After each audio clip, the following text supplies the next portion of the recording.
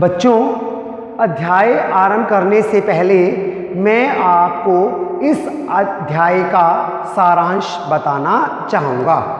बच्चों, जब हम अध्याय पढ़ेंगे उसमें पहली पंक्ति आएगी कि फादर कामिल बुल्के को जहरवाद से नहीं मरना चाहिए था। तो जहरवाद मैंने आपको शब्दार्थ के अंतर्गत बताया कि यह गैंग्रीन नाम का एक जहरीला फोड़ा होता है। तो फादर कामिल बुल्के को जहरवाद से नहीं मरना चाहिए था। उन्हें जहरवाद से क्यों नहीं मरना चाहिए था बच्चों? क्योंकि उनके दिल में सबके प्रति मिठास भरा अमृत था। वे सबसे प्रेम पूर्वक मिलते थे। वे सबको बाहें फैलाकर गले लगाने को आतुर रहते थे। तो उनके लिए इस जहर का विधान क्यों? यह प्रश्न हम किस ईश्वर से पूछें? तो क्या कहा गया, इसका क्या भाव है कि यह प्रश्न हम किस ईश्वर से पूछें कि जो दूसरों से इतना प्रेम करते थे, उनकी मृत्यु जहरबाद से क्यों हुई, इस जहरीले फोड़े से क्यों हुई? बच्चों, जो फादर कामिल बुल्के थे उनकी आकृति जो है वो लेखक के सामने आ रही है। कैसी आकृति? कि एक पादरी की आकृति। उन्होंने सफ़ेद रंग का चोगा पहन रखा है, उनका रंग गोरा है, झाई मारती हुई उनकी दाढ़ी है। जो सफ़ेद झाई मारती हुई उनकी दाढ़ी है, इसका क्या अभिप्राय है कि उनकी दाढ़ी में जो कुछ बाल हैं वो कैसे हैं? सफ़ेद हैं। उनकी नीली आँखें हैं और उन नीली आँखों में सबके प्रति वात्सल्य तैर रहा है। तो बच्चों, जो फादर कामिल बुल्के थे उनका एक भरा पूरा परिवार था। भरा पूरा परिवार कैसे था? उनके परिवार में उनके पिताजी थे, उनकी माताजी थी, उनकी एक बहन थी तथा 2 भाई थे। उनके जो पिताजी थे वे व्यवसायी थे।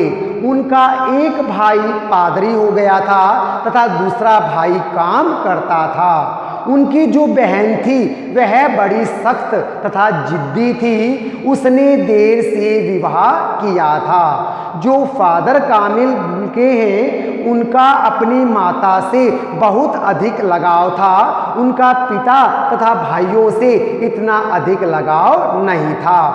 जब वे इंजीनियरिंग के अंतिम वर्ष में पढ़ रहे थे तो एकदम उनके मन में एक इच्छा जगी, और वह कौन सी इच्छा थी? कि वे सन्यासी बनेंगे।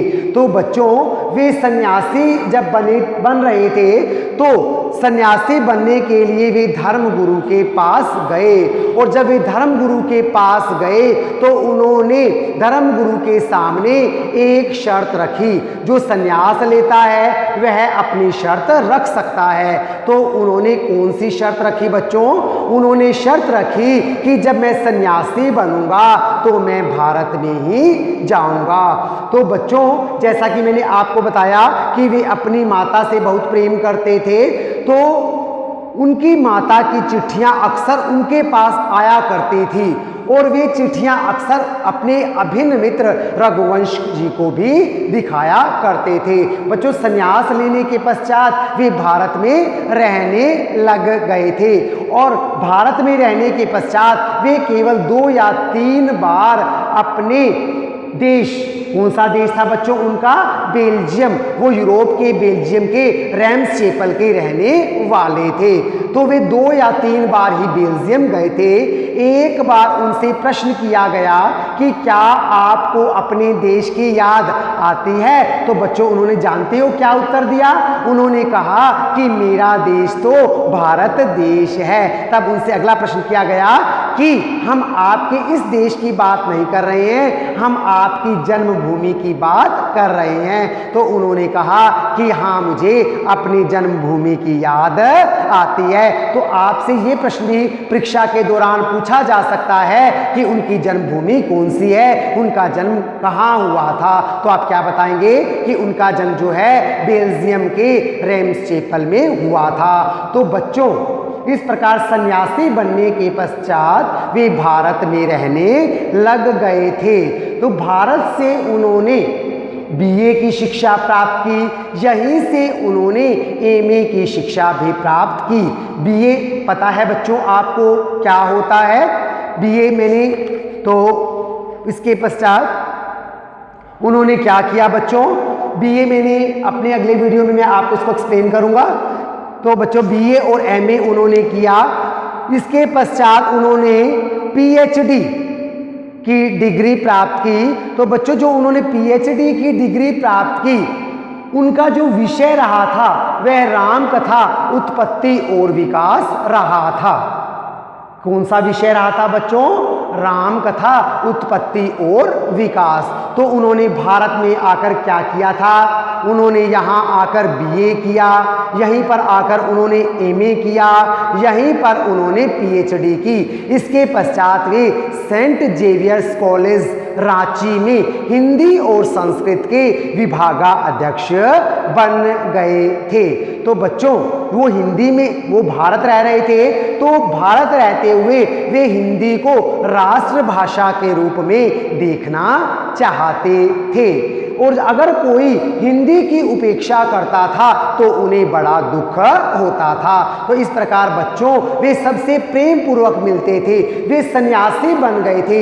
वे क्या है, संकल्प से तो सन्यासी थे लेकिन वे मन से सन्यासी नहीं थे। आपको पता है कि जब कोई सन्यासी बन जाता है तो वह वैराग्य भाव को अपना लेता है। संसार के लोगों के प्रति, समाज के लोगों के सुख दुख से उन्हें कोई सरोकार नहीं रहता।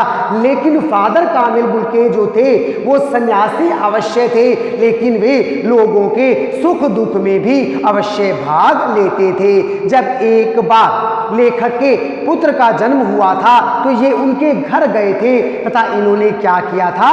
पहली बार उनके बेटे के मुख में अन्न डाला था। जब लेखक के बेटे की मृत्यु हुई थी तथा उनकी पत्नी की मृत्यु हुई थी तब ये उनके घर गए थे तथा इन्होंने सांत्वना भरे शब्द कहे थे।